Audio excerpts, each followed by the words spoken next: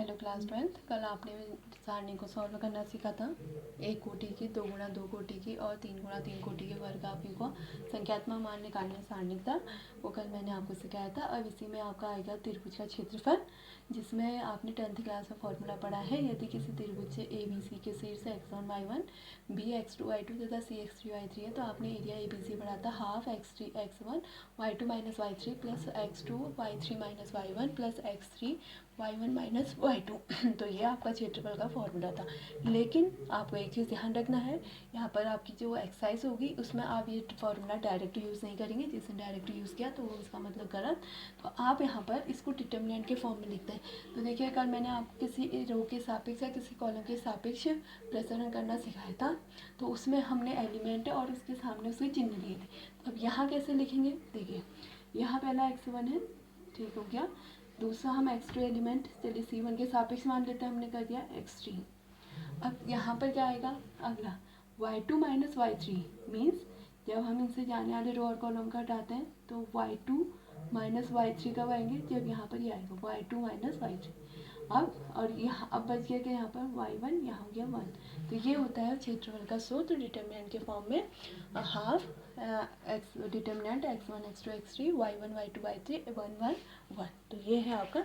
अब इसको जब भी एक्सरसाइज सॉल्व करोगे आप इसी फॉर्मूले से ही सॉल्व करेंगे। ये वाला फॉर्मूला आप डायरेक्ट यूज़ नहीं कर सकते हो। और इसमें एक चीज़ और ध्यान रखना कि जब आप इसमें मान निकाल देते हैं एरिया का, सपोज आपका -3 आ गया, तो वहाँ पर हम निरपेक्ष मान लेते हैं। और निरपेक्ष मान निकालना आपको 11th क्लास में सिखाया गया है। निरपेक्ष मान के लिए हम उसके आगे मॉड का साइन लगाते हैं और उसे क्या कर देते हैं, पॉजिटिव में बदलते हैं। तो यहाँ जब क्षेत्रफल की बात आएगी तो आपका नेगेटिव चिन्ह जहाँ पर आ गया वहाँ पर उसका निरपेक्ष मान निकालेंगे। मैं यहाँ पर एक एग्जांपल ले रही हूँ। हमने 3 सीट्स ले लिए, A 3,8 B -4,2 और C 5,1। अगर इसका एरिया निकालना है तो सबसे पहले हम लिखेंगे, इनके सीट्स लिखेंगे। जैसे हमने यहाँ पर इसका एरिया निकालना है तो त्रिभुज ABC, जैसे आपने 10th में किया था कि सीट्स A x1, y1 बराबर 3,8, ऐसे B x2, y2 equal to -4,2 और C x3, y3 is equal to 5,1। तो हमने यहाँ पर एरिया निकालना है ABC। तो इसको हम कैसे लिखेंगे, हाफ डिटर्मिनेंट के फॉर्म में x1 3, पहले फॉर्मूला लिख लीजिए, x1 x2 x3 y1 y2 y3 1 1 1। तो ये हो जाएगा हाफ 3 -4 5 8 2 1 1 1 1। अब एक मेथड तो क्या है जो मैंने कल आपको प्रसरण सिखाया था, किसी के भी सापेक्ष प्रसरण कर दीजिए।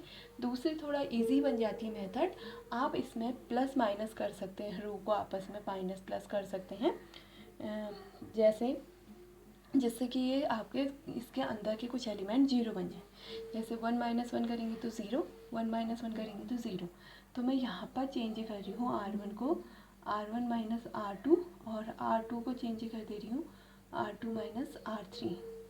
तो हमारे पास एरिया ABC बन जाएगा अब हाफ, जैसे आगे में क्या था सेम वही स्टेप यहाँ भी कर सकते हैं हम। R1 माइनस R2 तो ये जाएगा 7, 8 - 2 6, 1 - 1 0, -4 -5 -9, 2 - 1 1 और 1 - 1 0 5 1 1।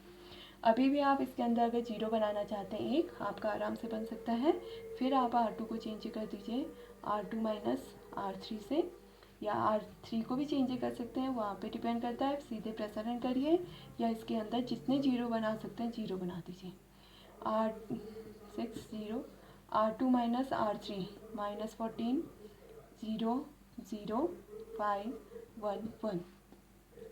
अब इसमें देखिए जिसमें 2 एलिमेंट आपके 0 हो जाएंगे उसके सापेक्ष आप प्रसरण कर दीजिए।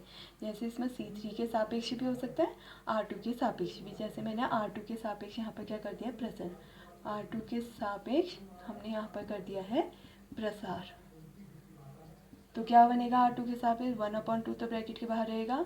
यहाँ आता है प्लस माइनस, ऑलरेडी माइनस है तो प्लस में हो जाएगा।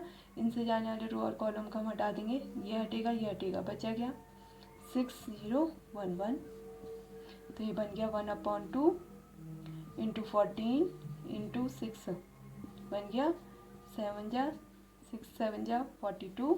अब क्योंकि क्षेत्रफल निकालने तो वर्ग इकाई, तो ऐसे करके आप क्षेत्रफल निकालेंगे। फिर इसी में आपका क्वेश्चन आता है कि ये तीनों बिंदु संरेखीय हैं, सिद्ध कीजिए। तो संरेखीय आपने 10th क्लास में पढ़ा था, सेम डिटर्मिनेंट के उससे आप सॉल्व करेंगे। अगर क्षेत्रफल का मान 0 आ जाएगा तो आप लिखेंगे क्योंकि त्रिभुज एरिया ABC इक्वल टू 0, इसलिए तीनों शीर्ष क्या आपके संरेखीय हैं। तो आप इसमें एक्सरसाइज 4.3 सॉल्व करने की कोशिश करेंगे। जिस क्वेश्चन में प्रॉब्लम होगी आप मुझसे पूछ लेंगे।